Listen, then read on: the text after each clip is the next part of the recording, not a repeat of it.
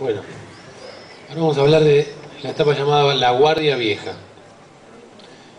Aproximadamente se desarrolla entre 1895 y 1915.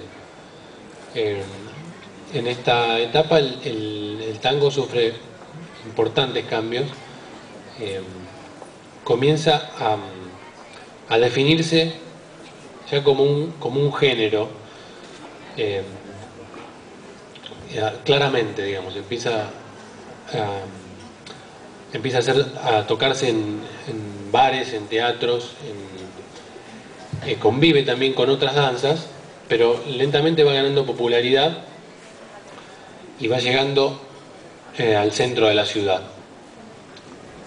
En esta etapa también se componen algunos de los temas que siguen siendo clásicos del género, como por ejemplo el choclo o el portenito de Ángel Villoldo, la cachila y el marne de Arolas, Ojos Negros, el flete de Vicente Greco, el gallo ciego de Agustín Bardi, y en esta etapa se compone el tango que es el más famoso de todos los tiempos, que es la comparsita. También es importante destacar que en esta época ya la transmisión de las melodías comienza a dejar de ser oral. La música se empieza a escribir, las melodías se empiezan a registrar y a escribir en partituras. También en este periodo comienza a ganar preponderancia el bandoneón. Comienza a ser el instrumento que empieza a definirse como centro de los grupos que tocaban en esa época. Y bueno, justamente para hablar del bandoneón, le vamos a pasar el micrófono a Roberto, que nos va a contar un poquito.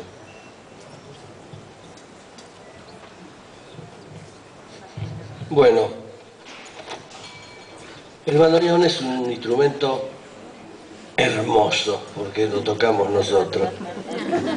No, es un instrumento muy característico,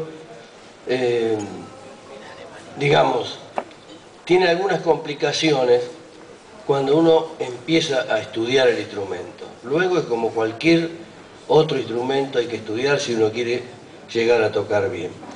¿Cuáles son las dificultades del bandoneón? El bandoneón tiene dos teclados, ¿no es cierto? Uno de cada lado. Pero a la vez hace de cuenta que son cuatro teclados, porque abriendo, apretando una misma tecla y cerrando, es otra nota, o sea que abriendo es una cosa, cerrando es otra. Si yo hago una escala cromática, por ejemplo, abriendo, ahora la hago cerrando, es otra cosa, totalmente diferente. ¿Cuál es el problema?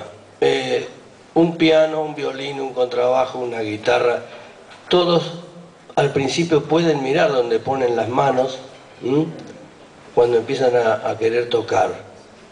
El bandoneón es imposible, porque si no uno tendría que estar así. Entonces, ¿qué es lo que hay que hacer? Hay que memorizar el teclado, que es difícil, porque son muchos botoncitos abriendo y cerrando. Entonces, eso es lo complicado del bandoneón. Memorizar para no tener que mirar. Después los músicos, cuando son profesionales y han estudiado, nadie necesita mirar el teclado del instrumento.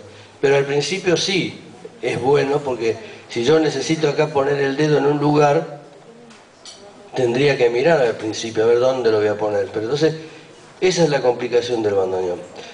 Yo ahora le voy a tocar una ranchera, que es un tema netamente folclórico argentino, y que es una rancherita que uno se lo podría dar a un alumno de bandoneón que recién empieza, como para que se entusiasme, porque yo creo que es el único tema que se puede tocar con las mismas teclas abriendo y cerrando, y se toca un tema que ahora van a ver que es lindo, es alegre, y se puede tocar con solamente 3 notas, y de la mano izquierda igual. Yo les voy a mostrar ahora para que ustedes escuchen. Y luego de la ranchera, Hernán les va a hablar un poquito de dónde nació el bandoneón y cómo fue su historia. Se viene la ranchera también.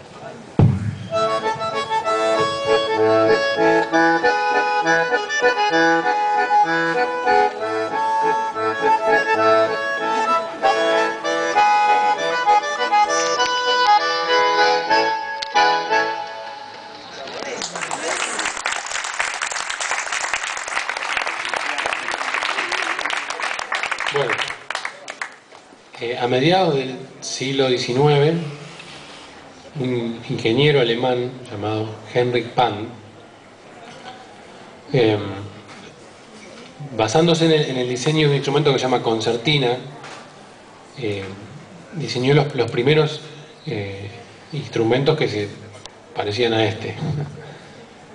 En ese momento tenían muchos menos botones, eran más sencillos, digamos. La idea era construir un órgano portátil. De hecho, ustedes pueden ver que el bandoneón tiene acá dos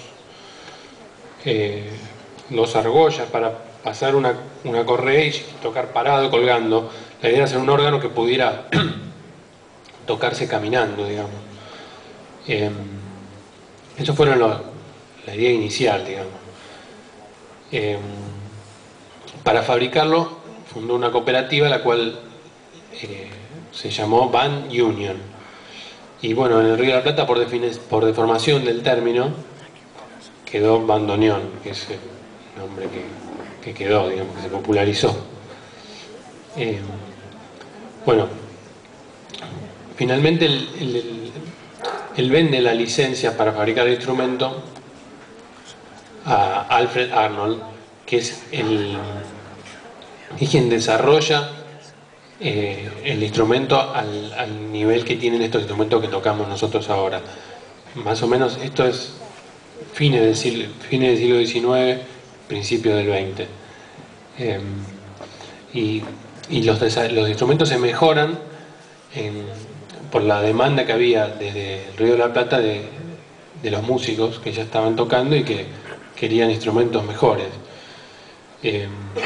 Y bueno, la verdad que lo mejoraron bastante, porque estos que tocamos nosotros son más o menos de la década del 20, 1920, son los más desarrollados, los más perfeccionados. Y bueno, ya ha pasado casi 90 años y acá están, todavía son imbatibles. Bueno, vamos a continuar ahora con Gustavo. Bueno, yo voy a explicar un cambio musical que sucede en esta etapa de la Guardia Vieja, que es un cambio rítmico. El tango de los orígenes era binario, estaba en 2 tiempos y sonaba más o menos como lo van a tocar ellos ahora.